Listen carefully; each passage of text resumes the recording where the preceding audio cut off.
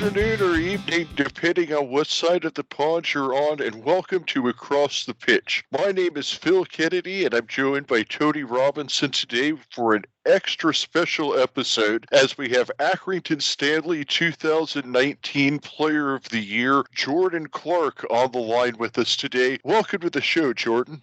Hi, guys. Hope you're well. How are you doing? All right? Yeah, nice to speak to you, Jordan. We hope you are well too. Yeah, I hope you're well. Hope your families are all well. Thanks for having me on, guys. Thank you for coming on, and like you said, and we did talk about this a little bit before the show, but it definitely is worth mentioning that the most important thing in the time that we're in right now is for everybody to stay at home, stay safe, keep your family safe, and we'll all get through this and get back to football again, because I think the less time that we spend at the clubs and pubs or playing basketball out on the beach like I saw people doing on YouTube today, the faster we stop doing that type of thing, the sooner that we'll actually get back to the football and the things that we all love again. I think you guys would definitely agree with that. Yeah, 100%. 100%, yeah. Yep, absolutely. All right, well, Jordan, we're in quite some form here before we went into the break. I mean, like we said last year, you were actually Accrington's 2019 Player of the Year. You've been a bit of an Iron Man with the team. You're one of those guys who's out there every single day. But I really feel like this season I was seeing you take your game up to another level, and you were scoring quite a few goals here before we went on the break. So tell us, what was it like to be in that good run of form that you were in headed up to the break? Yeah, it's this season probably the best season I've had personally. I think I probably played my best football this season. And like you said, obviously the situation which is happening in the minute, which is a disaster for the whole world. But obviously it's got to be done. Football's had to be shut down, which is the main thing. People's health and lives are more important than football. But like you said, it's just come at a bad time. We're missing everyone. We can see everyone's missing football, which just shows you how important it is in life, and everyone obviously missing it massively. But like you said, it's just a shame because I was obviously having a lot of good form, good season. But obviously the team, in a way, we obviously were having a bit of a rough patch kind of thing. So it might be a blessing in disguise in a way.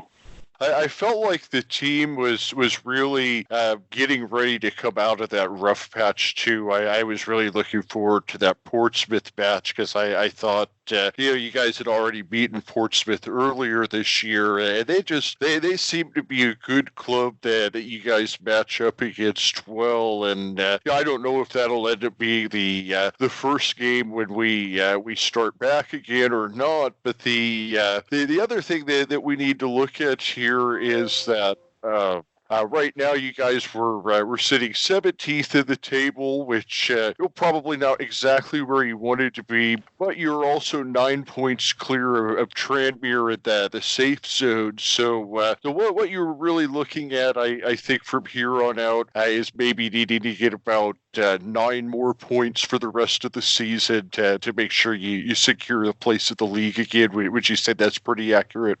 Yeah. I mean, you want to go and win as many games as possible, but like you said, two or three more wins, and hopefully they lose a few more games. I know they was on a really good run, Tranmere, before all the situation happened, and obviously they beat us. They beat us a few weekends ago, but no, like you said, 2 or 3 more wins. I think we'll be fine. That's the main aim, to stay in this league. Yeah.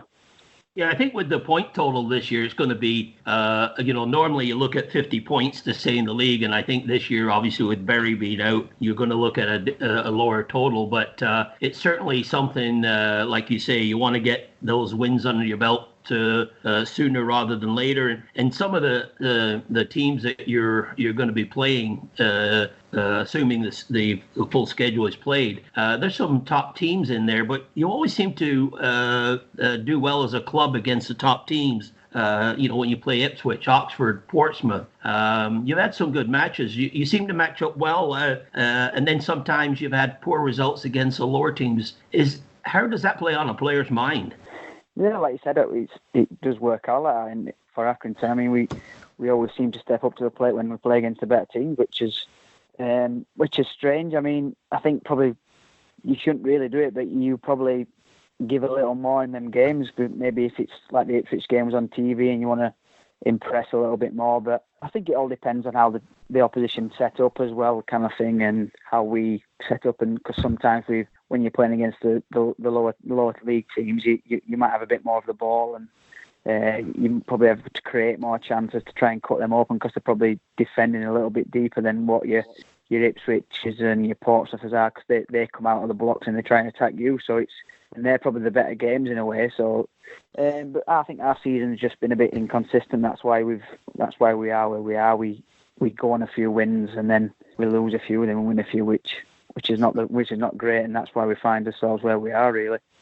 Do you find when you play a team that sort of I don't say a top team, but a team that doesn't play defensive, they don't park the bus, they come to Wem Stadium, say, for example, and they sort of try and take the game to you, opens things up a bit. Do you think that's more suitable to Stanley's play, as opposed to a team just sitting back?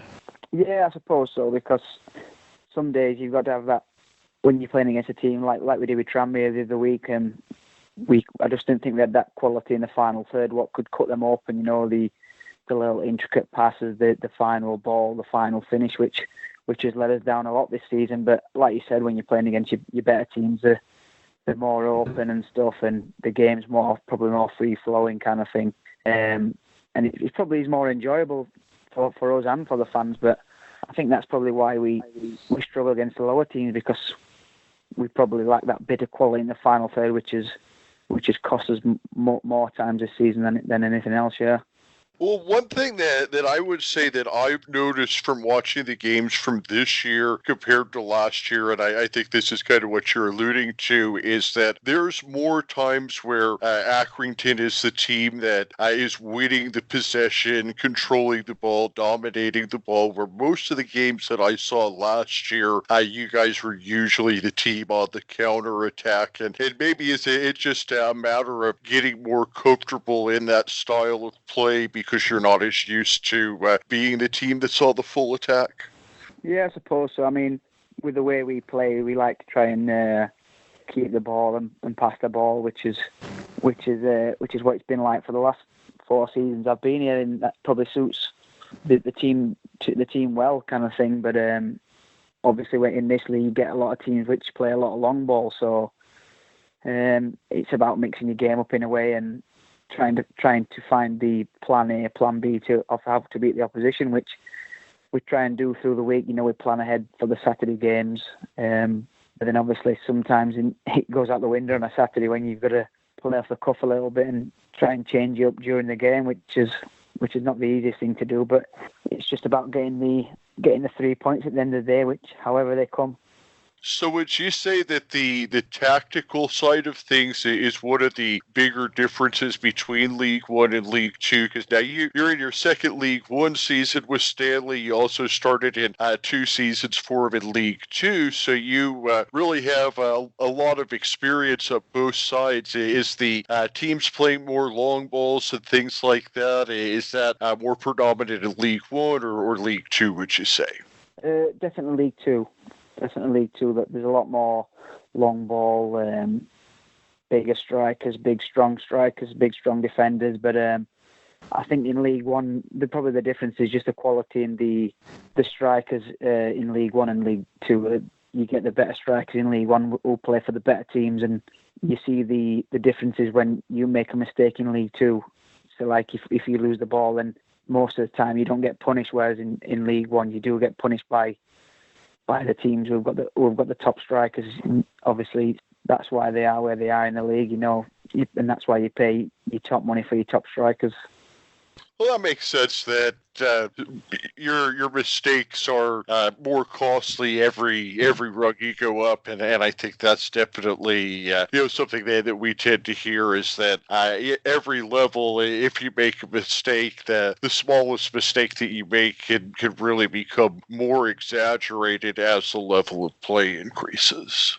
Yeah, I mean, that probably cost us a lot of games at the start of the season. We were playing some really good football, and then it could be individual errors which have cost us either drawing a game or losing a game. I can remember the Shrewsbury game. We were probably the best we played for a long time, and we ended up coming out of the game losing 3-2, which was like, wow, how that's happened. But you look back on the game after a couple of days after we've played, and you see that individual errors have just cost us and probably plagued us through the whole season, really. And when you get a team that comes down from the championship, there's a lot of good talent on those teams, and I mean it's not only adjustment for them, but when you're playing a sort of a championship team that's dropped down, it's a little different aspect to your game or to the team's approach than when you were in League Two. I mean the talent level there is would you say a noticeable difference? Yeah, I think so. I mean, you look at the teams who are up there this season. Obviously, Rotherham came down last year, and we played them twice this year. And to be fair, they were both close games, really. I mean, I think they beat us 1-0 at their place, and then they beat us 2-1 at our place. So, but you can tell. I mean, obviously, you got your Portsmouth. I mean, we beat them 4-1, and then I don't think they lost a game from when we beat them. I think they ended up now like third or fourth in the league. So, yeah, you can see, obviously, and I think at the end of the day, money plays a big part in football these days, and you see the teams are up there this season. I think the bigger the budgets, the more they can pay the players, so you get more quality, in which is a big factor in this league. Yeah.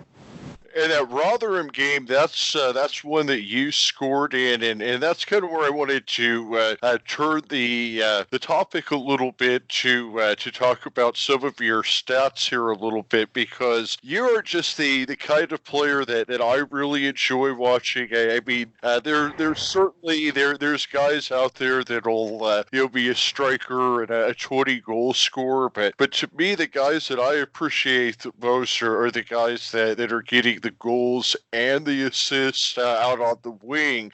Just to give an idea, so you're at 6 goals, 5 assists this year, 5 goals, 7 assists last year, 8 and 7 in the League Two championship season that a year before that. What makes you more excited, scoring a goal or getting an assist? Because I've actually heard both answers.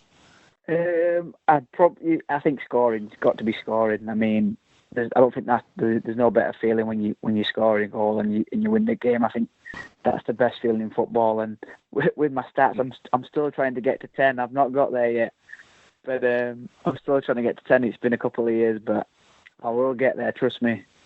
On your way, if we finish out this, you had nine more games left. I think you could definitely get there this year. Yeah. Hopefully. Did George? I was going to ask. I mean, you're not one of the tallest players like, say, a Ross Sykes, and so when you score, majority of your goals are from shots or from outside the box. You have scored with your head, though, didn't you? I think this season, was it against Oxford? Yeah, it was. Yeah, and I think it was Ross who set me up. I think he knocked it back across for me. It was sort of like the big man, little man combination.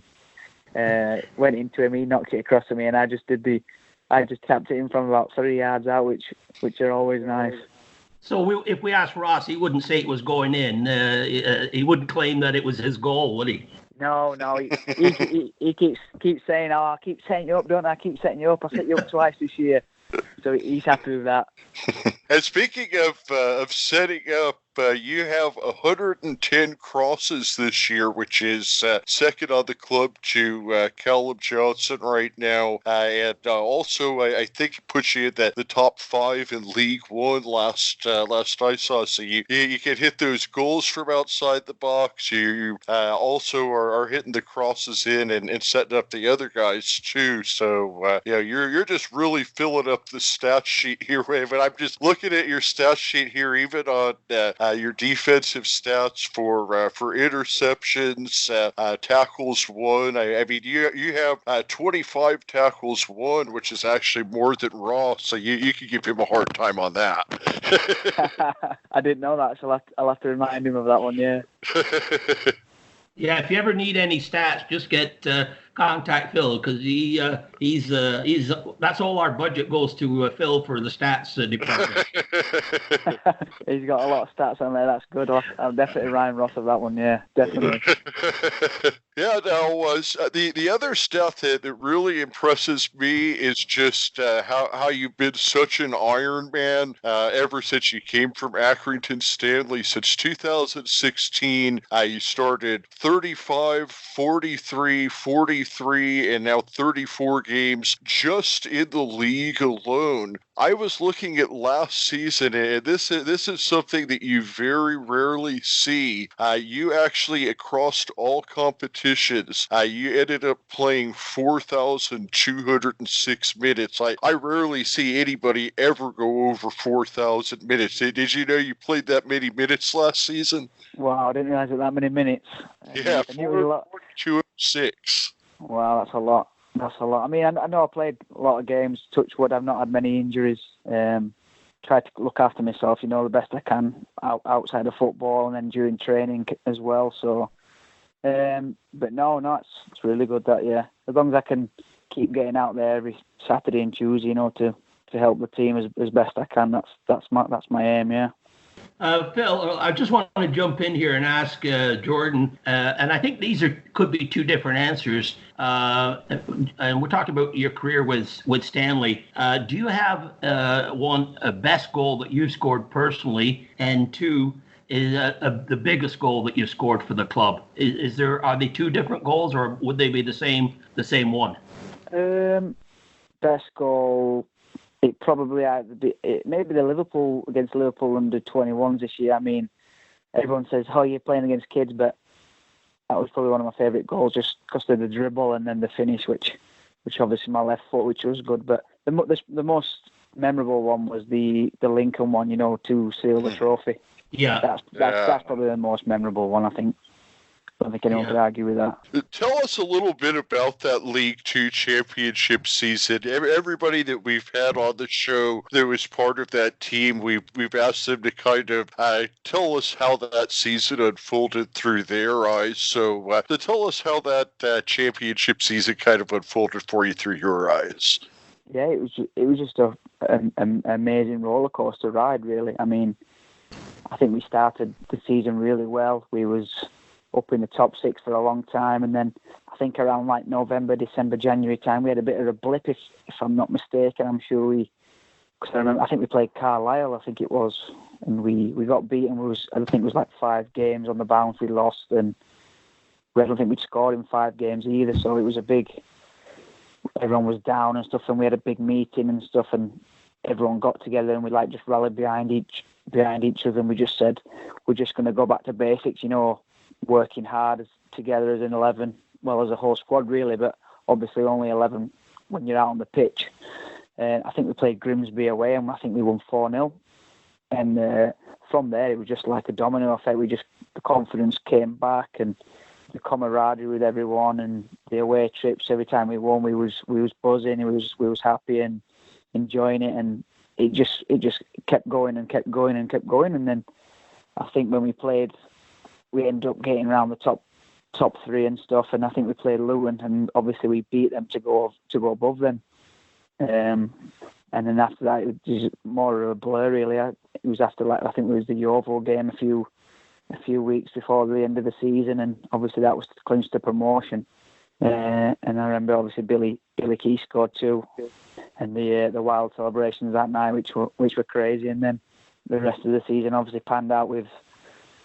I think it was Wickham away. We won 4-0, I think, and then obviously the Lincoln game, which led us to lifting the trophy, which was unbelievable. It was just an unbelievable season. I mean, can't really put it into too many words, but it was just crazy. Yeah.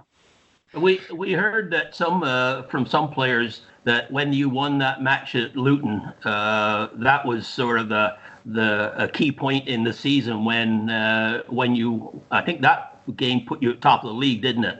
Yes, it did. Yeah, we jumped above them. Yeah. Just kind of said that once you won that game, that it gave you guys kind of confidence inside that you were better than them and could go out and win the league. Yeah, he did. Yeah, because to be fair, I think a few of their players are giving us a bit of stick on Twitter or something about. Obviously, they was leading the way and stuff, and then obviously when we played them, it was a big game. There's a lot of pressure and stuff, and obviously when we came out on top, and we carried on from there, and we went on to obviously lift the trophy. Yeah.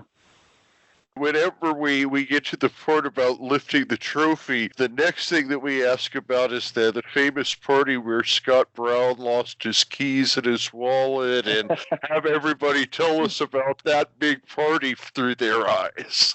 Oh, wow. That was unbelievable. I think that was probably the best tweet I've ever seen on. Well, I'm not on Twitter, but obviously people were just sending me this. Is this one of your players? And I just said, Scotty Brown. What a legend! One of the best guys you'll ever meet in football. And he is. He's a legend on our show too. He's been on 4 times. He actually came on our 2nd episode. He was the first guest we ever had on the show. Oh, really? Yeah.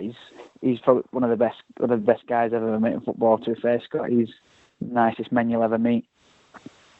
Great guy. He actually just chatted with us. What was it?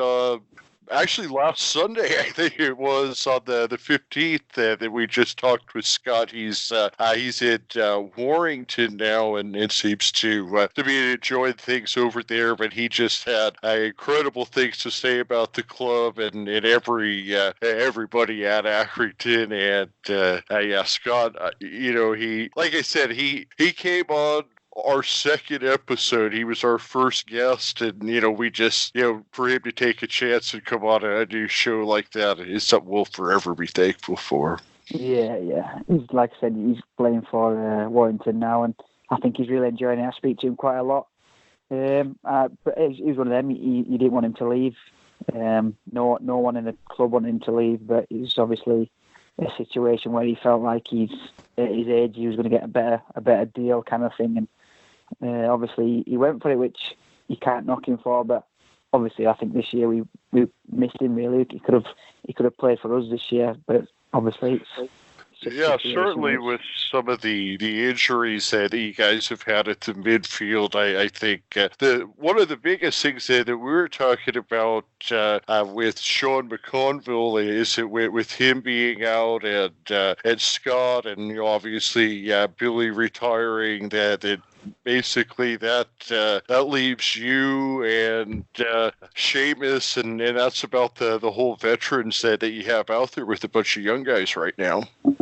Yeah, I mean, the team from 2 or 3 years ago, it was crazy, and everyone's either left or, like you said, Sean had a bad injury, which he was a big miss for us because he's a big player for us, one of the massive players for Accrington, and obviously Mark Hughes recently, which was he's a big miss. He's probably been the most consistent I've seen since I've been at Accrington, really. And then obviously had like Billy retiring and Scotty leaving. So here, like me and Seamus, probably the only two what's been here for the last 4 years, if I remember rightly. Yeah.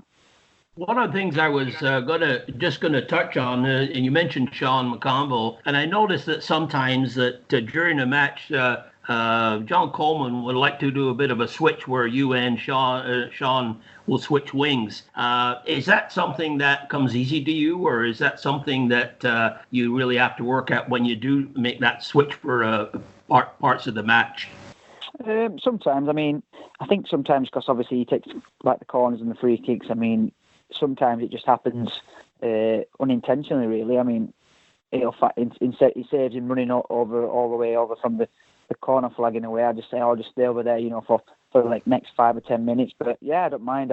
If anything, I'd probably prefer to play on the left than I would on the right. But in the last 4 years, I've been on the right for the last 4 years, so I've just sort of made it my own in a way and stuck at it in a way. And because I've never really played there before in my career, I've always played on the left or behind the striker in my previous clubs.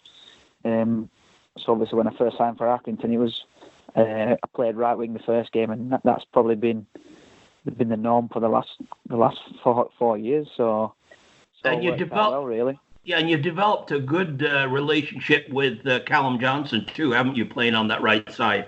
Yeah, we play really well together. I mean, it's not surprised because we're always together really around the club and stuff, and doing extras after training kind of thing. But we work on it as well. You know, in training we work on little like link up plays and working on us crossing and little 1-2s which we play quite a lot and stuff. And you can see it's paying off on a Saturday and on a Tuesday night. You know, when we play in the games, it's a big outlet for us, and we get a lot of joy down our right side. So it's good, and he's a top player. Callum, he'll definitely go a long way in the game, definitely. You've played now obviously a few seasons for John Coleman, and you also have a connection with Mickey Mellon that is now at Tranmere. So you've had some time under two quality managers. How would you compare one to the other, or is there a difference, or would you both rate them highly?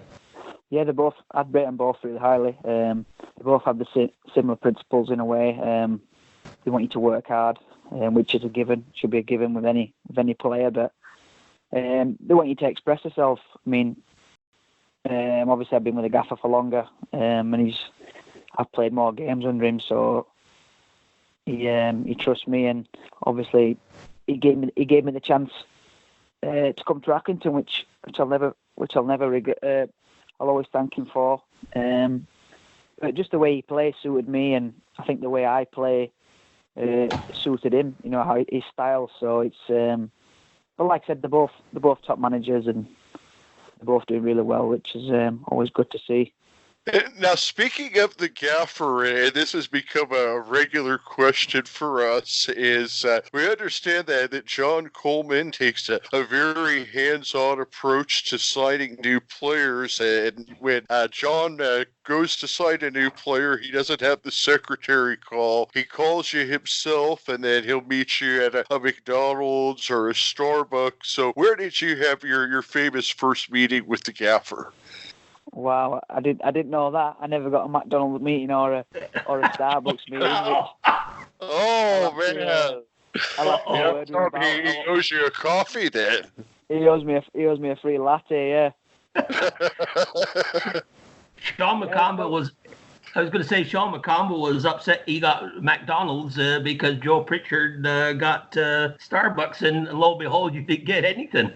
Really? Oh, Sean. Yeah. To be fair though, Sean probably signed about 10 years ago, maybe. So he's the world's changed. Obviously, Starbucks has come in now, and Joe's dropped on there, and we Starbucks. But no, it was a weird one with me. I mean, when I left Shrewsbury, I was training with Bury at the time, and I was just training there for like a week or so, and they had a game against Accrington, and then the gaffer at Bury at the time said, "Do you want to play?" And I said, "Yeah, of course I do. I want to try and get my match fitness up because I wasn't actually signed with Bury. I was just on like just training with them at the time, and we played against Accrington, and I scored and played really well. And I think from that, the gaffer was looking for a wide player, and I think he got in contact with my agent at the time, and he just said, "Come up to Accrington. We'll have a chat and we'll see if we can get a deal sorted." So I went up, and within 10 minutes I'd signed. I had my kit on, and I was training with him. This was like a week just before the season started, and I've not looked back since really. But obviously, like I said, played a lot of games and stuff, and you started 35 games that very first season, and like you said, that the rest is history. You played over 3,000 minutes every year since, and really become a staple at Accrington. Yeah, you got your good stats out again. I mean, 3,000 minutes, it sounds like a hell of a lot, doesn't it? Well, you know, it really is because, see, this is one of the things I'm in Phoenix, Arizona, and now Tony, he's originally from Accrington, but now he lives in Toronto. So one of the kind of things that we do on this show more than anything is to kind of tell the North American audience how the leagues in England differ from like the MLS or the USL over here. And in the MLS and USL over here, the seasons are 34 games long, so a guy couldn't even play 3,000 minutes if he wanted to, because there's not enough games, or I guess so. So right now you've played every minute of every game this season for Accrington, actually 3,060 in 34 games. So you've actually played the maximum amount of minutes that any American player could play if they played every minute of every game for an MLS season. And you've still got 9 games left. Plus you've played, what are they, the EFL Trophy, the FA Cup. I mean, you guys just, like I said, you ended up playing in 48 matches last year. It's incredible. Yeah. Wow. When you put it like that, it does sound a lot, doesn't it? But I'm one of them guys. Sorry, I'm one of them guys who will just play. I love to play whatever game, the EFL Cup, the FA Cup, the league. If there's a game I want to play, so I love football really. So it's when there's a game, I put my name forward to play all the time. One of the things you mentioned when you first came to Stanley, you put the shirt on. It sounds this is what the common thing that we've got from other players is that when you put that shirt on, right away the players buy into the club, to John Coleman, and what that crest represents. So that sounds like that is something that happened to you as well. Definitely, yeah, definitely. I mean, we're not blessed with the riches, of the other teams, the money-wise and facility-wise and the nice training grounds and stuff. So we're based on ourselves on hard work, togetherness, the fighting spirit of the town, and just it's a community club. So you've got to buy into it, otherwise you'll not last 2 minutes there. And obviously. Yeah.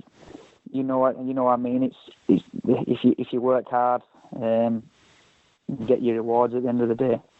Absolutely, and I think that the thing that evidences that most, and I know that this is something that you've been asked about over and over again, so we're not going to hammer it into the ground because there's articles out there where you've already been asked this question, but we do, of course, have to bring up that your contract ends in June, on June 30th, and maybe the end of your time at Accrington, but no matter what your contract situation is, like we talked about earlier, you're still playing in the best form of your life. But the thing that I actually kind of started looking into, and I wondered if this was something that had actually come up at all, because this would be a question that you wouldn't have been able to be asked yet, is, so your contract ends on June 30th with Accrington. With the delay, there's a chance that perhaps the season could go into July or August. Has there been any discussions of how that would all play out, or is it too early in the game for that?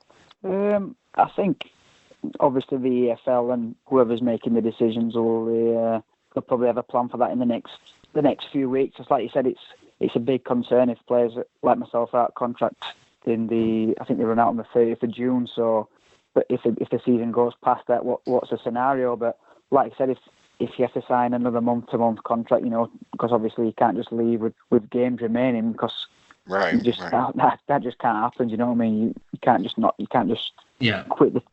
quit kind of thing and not play, because that would just be stupid. But like I said, I'm sure there'll be an arrangement soon. But obviously we don't know what's going to happen with everything what's going on. So that's the whole problem at the minute, the uncertainty around it all, and not knowing what you're doing on a week-to-week basis. It's quite scary, to be honest. It really is, and I mean that to me is what is so scary about the whole situation, is that there's just so much unknown in every situation. But we ask you the toughest question that we were going to ask you, and now we're going to turn things one more time and get a little bit more fun. And if Tony, you get your list ready, but first, before we do this, I do have one question that came in from Peter Latham, who's of course the fantastic chairman of the Accrington Stanley Supporters Club. He's a chief poobah.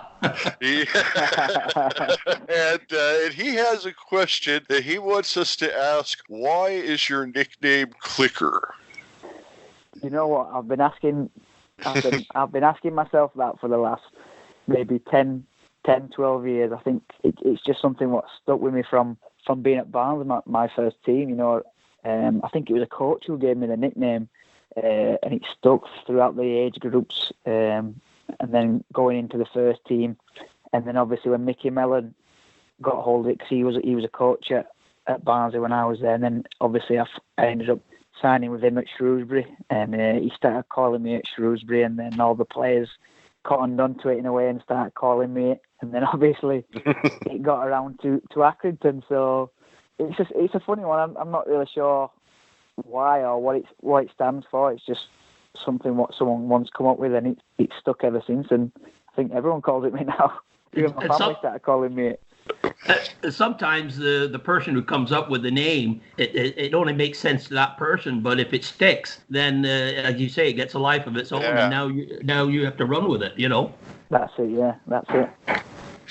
Yeah, Peter told me that I had to ask that one. So there you have it, Peter. Nothing but the hardest, most important news from across the pitch. Speaking of very, very serious questions, Tony has some questions that are probably taken a bit more seriously in Lancashire than they would be in other places. So, Tony, you have the floor. Yes, thank you, Phil. It's our rapid round, and normally we have music playing, but as I say, all our budget goes towards Phil and his stats department. So anyway, tough questions. Here we go. First of all, mushy peas or garden peas? Oh, mushy peas every day of the week. Red sauce or brown sauce on your bacon butty? Bacon butty. Red sauce for me. And with your full English, with or without black pudding? Without, I'm afraid. I'm not the biggest fan. Oh dear. Okay. Well, we'll let you off on that one. Sorry, Tony. That's okay. It's okay, mate. And regarding the I said, well, I'll clarify in the next one because we talked about soaps, and Phil thought I was talking about actual soap. I said Irish Spring. Yes, and that's not the answer. The question is Coronation Street or EastEnders? Coronation Street. I'm a northerner, so I'll have to say Coronation Street. Yeah, it's based in Manchester, isn't it? Yeah, good man. And the next one from Sean McConville wanted us to ask natural grass or AstroTurf? Oh, it's got to be natural grass. I mean, I've been AstroTurf for 4 years now, and I hate it, but it is what it is. You can't beat the old natural grass. Yeah, and the last one is for our it's from Phil, but for our North American listeners, and it's regarding your pizzas, and I'm sure this is not available in Lancashire, but if it was on your pepperoni pizza, would you have jalapeno peppers or not? Oh no, too spicy for me. we put jalapenos on everything over here. You know, most people cut up strawberries and put them in the Cheerios. Here in Arizona, we cut the jalapeno peppers and eat those with our breakfast cereal. I mean, it's good eating, man. You got to give it a try. I think we're finding, Phil, that the jalapeno peppers are not a big seller in Lancashire. No. Just the normal peppers are enough for me. Yeah. well, Tony, why don't you ask the one about the gravy on the chips or no gravy on your chips? You got to get a Canada one in there. Well, this is a Canadian dish that I think would go well in Lancashire because all the ingredients are there. In Canada, they have what they call poutine, which is chips, French fries, gravy, and bits of cheese on your fries before you put the gravy on. I think that would sell at a chippy in Lancashire, don't you? Yeah, definitely. Yeah, they'd love them up here in Lancashire. Yeah, better than the jalapenos, I guess. Oh yeah, they're like you, Phil, with the jalapenos. Gravy in Lancashire, you have it on anything. Yeah. I'm all right with the gravy, but I'd put some jalapenos on my poutine too. I mean, there you go. Yeah, gravy's a food group and one of the main food groups in northern England. Yeah. Yeah, well, here we have pizza and Mexican, and that's our two food groups here in Arizona. So That's not too bad. Everyone loves a good pizza. On a serious note, I just wanted to ask too about. I'm always interested to hear from a player's perspective on places that they've played. And for instance, for example, what's the best stadium that you've played in for atmosphere? And say, what's the worst stadium that you played in for atmosphere? The best one I've played in for atmosphere, it was either I played at a few good ones, to be fair. I played at like Chelsea's and Leicester's, but that was for in like the cup games and stuff. So there weren't many fans there. But the best atmosphere was probably either Sunderland or Coventry when we beat Coventry 2-0. I think it was that was 8,000 there. Yeah. the Rico, where they were still there. But the Sunderland, the Stadium of Light's always good. When it's full and they get I remember when we played against them, and it was on TV. And I just remember, I think we were winning the game, and then they come back and scored. And I just remember the crowd; it was just like deafening noise. And it's sort of like, I think they went on to score again, and the ball was basically like the fans were like sucking the ball into the goal. It was crazy. It was so loud. Is there one that's like there's no atmosphere or really bad atmosphere? I'm just guessing the ones which when you don't play, like a behind closed doors game, are the worst. Yeah. I mean, they're talking about doing it now this season. I mean, it'll be a disaster. It's just hard to get yourself going, and football without fans is nothing. And you know what I mean? You shouldn't be allowed to play. Is there a stadium that you would like to play in that you haven't? Old Trafford, all the Premier League ones. Yeah. Was Barnsley possible, really? Was Barnsley your team growing up, or did you have a Premier League team that you followed? Or? Yeah, I've always supported Barnsley. I mean, like I said, I'm from the town, the area, so I've always supported Barnsley. But I always liked Man United. I don't know why. I like David Beckham, to be fair, when I was younger. Yeah, I bet they're loving him over there, aren't they? Yeah, I mean, honestly, I don't know if soccer would have ever gotten popular enough over here for us to even be speaking if David Beckham had never come over here. So, yeah, I mean, just there's definitely a before Beckham and an after Beckham in terms of the era of association football here in the United States, for sure. I know with Beckham, I think his new team, they only played 2 games before the season was suspended, I believe. Is that correct, Phil? Or something like that anyway? The Miami team, and it was supposed to be Inter Miami, and then Inter Milan didn't like that, so I guess they're just Miami for right now until they get that sorted. But yeah, they played 2 games of the MLS season, and the USL season, which is the second division, they had only played 1 match, and in the third division, they hadn't even kicked off yet. So yeah, we haven't gotten just about any football underway over here at all. Yeah, it's not good, is it? I mean, you look forward to it all starting up, and then obviously this situation happens because it's just a nightmare, isn't it? But isn't your team Phoenix Rising? Is it, Phil? Yeah, Phoenix Rising. Yes, I'm a season ticket holder with there. And so, do you follow the football over here at all? A little bit. I mean, I obviously catch a bit of the MLS, but it's funny you've actually spotted them because I know someone who used to play with the Rising, and I think he's on the coaching staff now. Peter Ramage. Oh, Peter Ramage, yeah. Oh, yeah. Rambo, yeah. Yeah, he is basically the Jimmy Bell of the Phoenix Rising, if you will. Yeah, Rambo. I mean, he came to Barnsley for a few months when I was there. He's a great guy. Well, that's a great connection. People here in Phoenix are going to love to hear that. And maybe what I need to do is get you a Phoenix Rising hat sent over there so you can wear that in Accrington. Yeah, that'd be great. That I could be.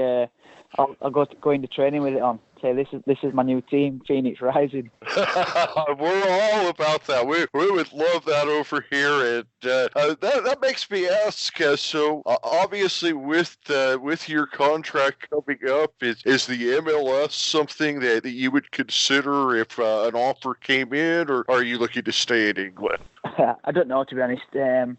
it's a question, like you said, it's come up a lot recently, and I'll be honest, I have no idea what's going to happen. With obviously the season, what's going on, if I'm going to stay, if I'm going to go.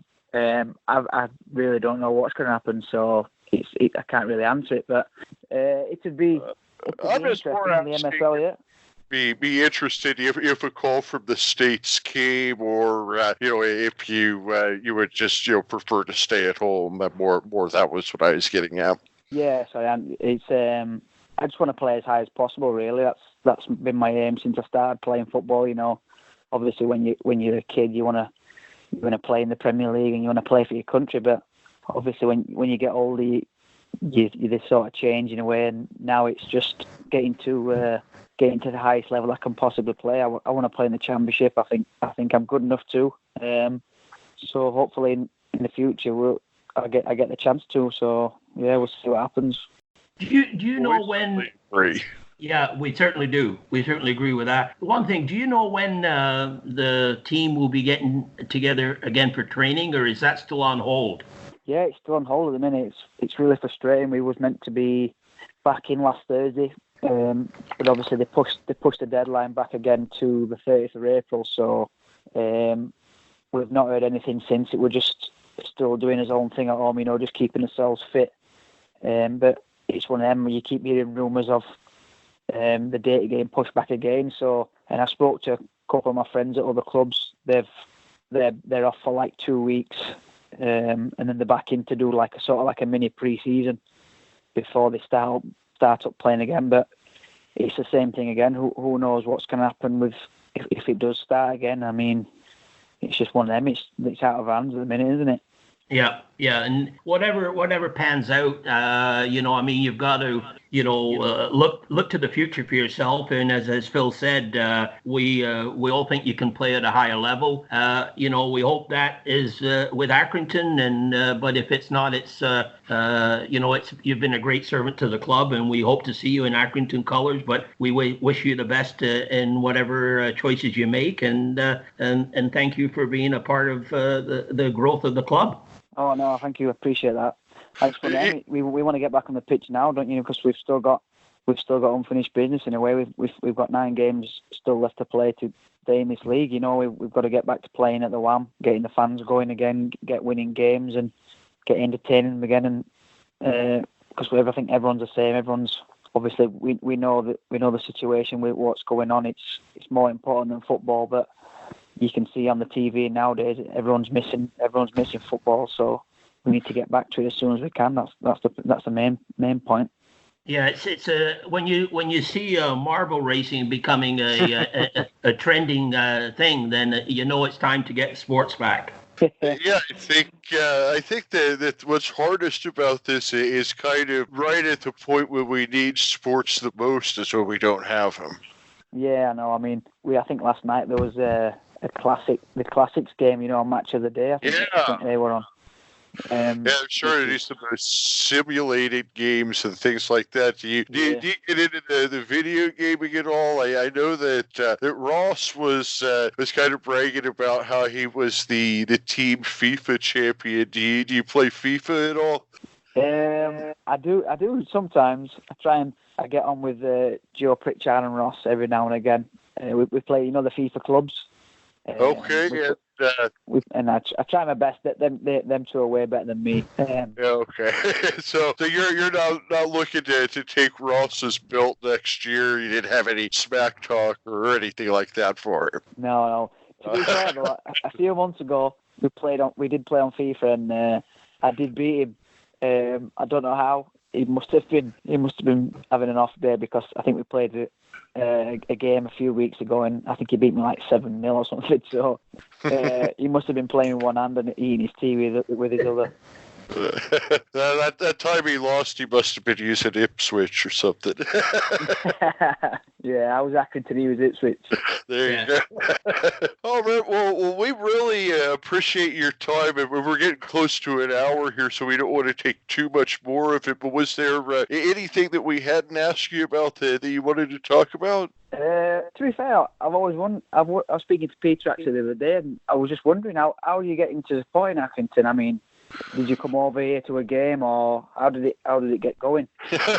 I actually ended up writing an article about it because so many people would ask me that exact same question, and it took me about 4,000 words to explain. But it really what it comes down to more than anything is when we started this show about 2 years ago, our goal was to kind of teach Americans that there's more to English football than just the Premier League. We started kind of researching the histories and things like that at the clubs, and then Accrington just kind of came to me one day where I loved everything about the story and the history, and the city dates back to the original Football League and refounded, and so that whole story kind of caught me, and then we started the show, and then like I said, Scott agreed to come on the second episode, and we've kind of just gone Accrington crazy to the point that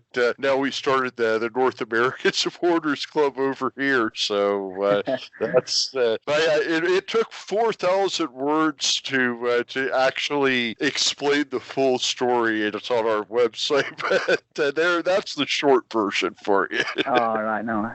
It's good to hear. And I for a long time thought I was probably a very lonely person in North America supporting Stanley. And then when Phil came along, I was lucky enough that he asked me to be part of his group, and it's been great for me, and having to share my passion with Stanley with other people in North America. And I personally like to try to get over every year to watch a few matches, and being part of this is my way of keeping in touch. Oh, brilliant! That's brilliant. Yeah, I mean, we couldn't pick another club that we would want to support, because Accrington Stanley is just like a family atmosphere, and every guy in the training room buys into the crest, and John Coleman, and from Andy Holt all the way down to the ball boy, it's just a great club. And I think that one of the things that makes me most happy about what we've done with the show is when somebody from Texas will call me up and say, "Hey, I started following Accrington Stanley now," and that to me just is what it's all about. No, that's great. You're spreading it over America, and like you said, North America, and people are doing that and saying things like they want to support Accrington, which is great, because like you said, the fans, and from Andy Holt, the chairman, and the gaffer, and the players, we're all hard working, and that's what you've got to be obviously Accrington fan, and as a player, we're all as one. You know what I mean? We've got to stick together as a community, and do the best we can on the pitch, and the fans obviously cheering us on the Saturday, which helps us, and it's great obviously when we win and we can all go in the bar, for £1 a pint. Yeah. Well said. Well said, exactly. Yep. I mean, just see it there. The Wham Stadium rocket on I Follow. That's I woke it up the last 2 Saturday mornings, because the games come on at 8 or 7 a.m. for me over here on Saturday mornings, depending on the time of the year. And the last 2 Saturday mornings at 8 a.m., I just haven't known what to do with myself. I know, yeah. Yeah, it needs to, hopefully it changes soon, eh? Yeah. All right, Tony, did you have any other questions for Jordan today? No, I think it's been a great chat, and got some great insight from Jordan. And I've appreciate your time, Jordan, and we wish you all the best for the rest of the season and your future career. No, thank you very much for that. I appreciate it, guys. It's been an absolute pleasure. Well, absolutely. Hopefully all your families are well and looking after yourselves and your elderly and stuff, and that's the main thing. We all stay safe at this point. Yeah, the same to you. Thank you, Jordan, and we wish you luck with the rest of the season and wherever your career takes you. And thank you so much for your time, and really, really enjoyed chatting with you today. And stay safe and stay at home, and just. We just want to have everybody safe and healthy when this is all over with, and then we get back to football. well. And thank you so much for your time, and we'll hopefully chat again in the future. Yeah, I appreciate that, guys. Yeah, you know where I am. If you need me, just give me a shout if you want me to have a chat again. Absolute pleasure. Thank you. Cheers, Thank you. Jordan. Cheers. Cheers, guys. On Stanley on. On Stanley on.